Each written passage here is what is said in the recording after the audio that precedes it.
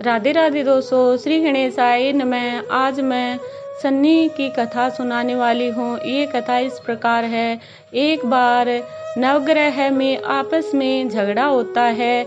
वह आपस में झगड़ा करते हैं। वो बोलता है मैं बड़ा हूँ, वो बोलता है मैं बड़ा हूँ। सब आपस में झगड़ा करने लगते हैं। फिर वह इंद्र के पास में जाते हैं, सभी देवता और नवग्रह, और फिर इंद्र से अपना सब हाल बतलाते हैं। इंद्र ने सोचा कि किसी को भी छोटा बड़ा कहना अच्छी बात नहीं है। उन्होंने एक विचार विमर्श कर बताया कि एक उज्जैनी नगरी में राजा विक्रमादित्य रहता है, उसके पास में जाओ और वह सभी आपको प्रश्नों का उत्तर देगा। इसलिए वह सब विक्रमादित्य के पास में गए और सब ने कहा, हे विक्रमादित्य राजा, आप हमारा हल करो। हमारे में से कौन बड़ा है, कौन छोटा है, ये सब हमें समझाओ।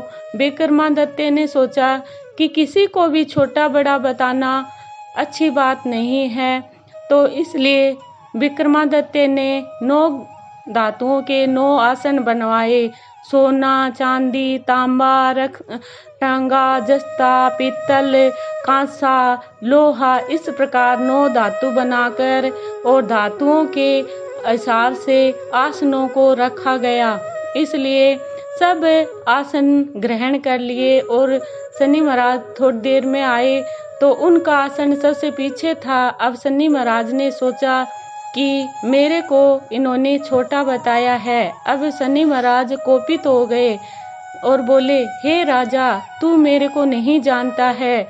मैं एक राशि में लग जाता हूँ, उसको बहुत दुखी करता हूँ। जैसे मंगल, बुध, सूर्य एक राशि में 1 महीने या 2 महीने, 2.25 महीने, बृहस्पति, ऐसे सारे अपने ग्रह रहते हैं और मैं जिस राशि में रहता हूँ उसमें 7.5 साल, 2.5 साल या 1.25 पैर का रहता हूँ और मैं उससे बहुत दुखी करता हूँ।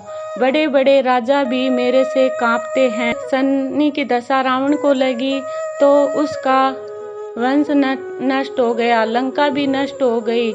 और जैसे दशरथ को लगा तो दशरथ को अपने पुत्र राम से वियोग हो गया, राम को लगा तो वनवास जाना पड़ा। इस प्रकार कई ऐसे, जैसे हरिश्चंद्र राजा था, उसको लगा तो नीच घर पानी भरना पड़ा। और अब विक्रमादित्य राजा, आप भी संभल के रहना। अब वो ऐसा कहकर शनि महाराज कोपित होकर चले जाते हैं। सभी नवग्रह और देवता सब खुश होके जाते हैं, लेकिन शनि महाराज कोपित होकर जाते हैं। वह कुछ दिन बाद शनि महाराज की दशा लगने वाली होती है।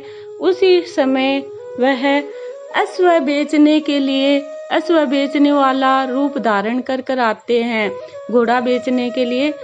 तो उसी समय राजा को पता चलता है कि बहुत सुंदर सुंदर और महान अश्व आ रहे हैं। तो राजा अपने सैनिकों को भेजता है कि अश्व खरीदने के लिए। अब राजा के सैनिक जाते हैं तो अश्वों की बहुत महंगाई, बहुत रेट बताते हैं, बहुत ज़्यादा पैसे बताते हैं, हाई रेट बताते हैं। तो इसलिए वह अपने राजा को बताते हैं। राजा अश्व खरीदने के लिए आता है और वहाँ से अश्व खरीदता है। एक अच्छा सा सुंदर और अच्छा अश्व देखकर, उसकी कीमत देकर वह उस अश्व पर सवार हो जाता है।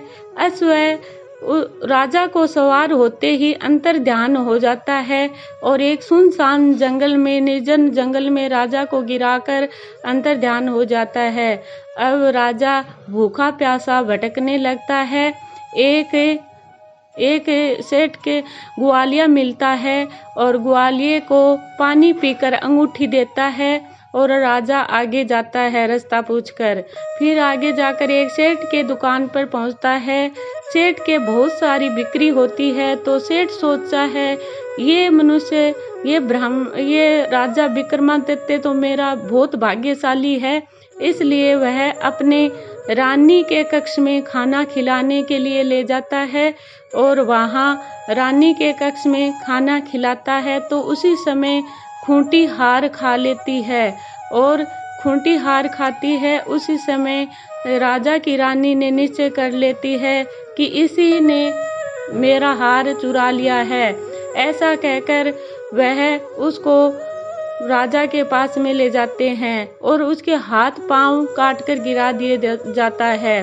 उसी समय एक तेली आता है, वह राजा को ले जाता है और अपने कोल्हू हाँकने के लिए बैठा देता है।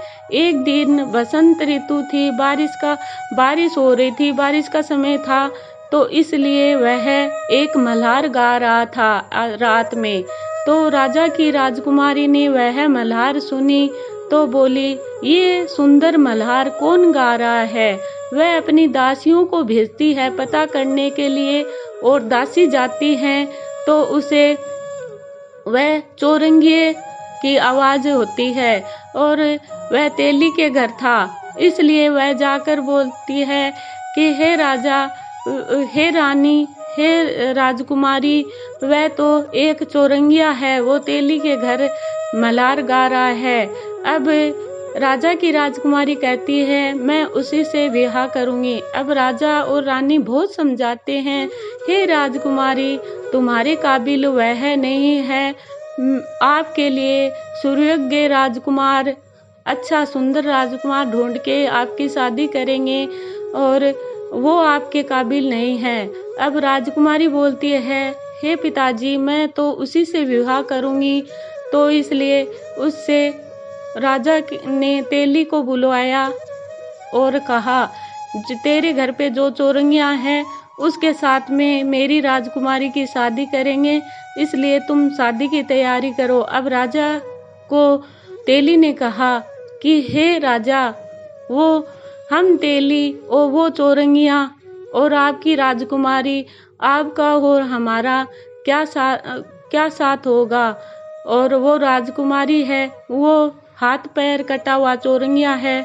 तो राजा कहता है, जैसा विधि का विधान होता है वैसा ही करना पड़ता है। अब उसकी शादी हो जाती है राजकुमारी की और चौरंगिये की। और रात में जब सोए रहते हैं उसी समय सपन में सन्नी महाराज आके कहते हैं, क्यों राजा, मेरी दशा से दुखी हुआ नहीं हुआ? तो अब राजा दोनों हाथ जोड़कर प्रणाम करता है और कहता है, हे सन्नी महाराज, तूने जैसे मेरे को दुखी किया या मेरे को दुख दिया वैसे किसी को भी मत देना। इस प्रकार वह सन्नी महाराज ने कहा कि मैं आपकी आज्ञा से ये आपकी आज्ञा मानता हूँ। जो मनुष्य चींटियों को आटा डालेगा, शनिवार के दिन पीपल में पानी डालेगा, दिया जलाएगा और जो काले कुत्ते को तेल चोपड़ के रोटी देगा उसके मेरी दशा नहीं लगेगी। तिल का दान करेगा, काले कपड़े का दान करेगा, घोड़े का दान करेगा, और कुछ नहीं हो तो सूर्य भगवान को घंटी डाल सन्नी सन्नी ओम संदेव संदेव संदेव संदेव संदेव संदेव संदेव, इस प्रकार की बात 7 बार कहेगा, वह उसको मेरी दशा नहीं लगेगी। इस प्रकार वह कह देता है और वहाँ से सभी देवता और सब वह चले जाते हैं।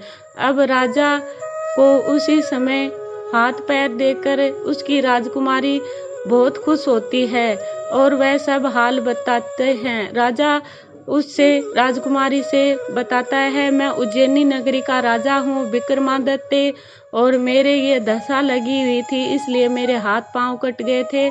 इस प्रकार फिर सेठ को जब पता चलता है तो सेठ भी हाथ जोड़कर उससे क्षमा मांगता है और अपने घर ले जाता है। उसी रानी के कक्ष में खाना खिलाता है तो उस खूंटी पर हार वापिस आ जाता है। ये आश्चर्य देकर सेठ अपनी बेटी को भी राजा के ब्याह देता है और राजा की राजकुमारी और सेठ की बेटी और राजा विक्रमादित्य अपने नगरी वापिस आ जाते हैं और सन्नी महाराज की नवग्रहों की पूजा करते हैं। इस प्रकार सन्नी महाराज की कथा सुनाई है मैंने आपको। अगर अच्छी लगे तो चैनल को सब्सक्राइब करना, बेल आइकन दबाना। श्री कृष्णम शरणम मम।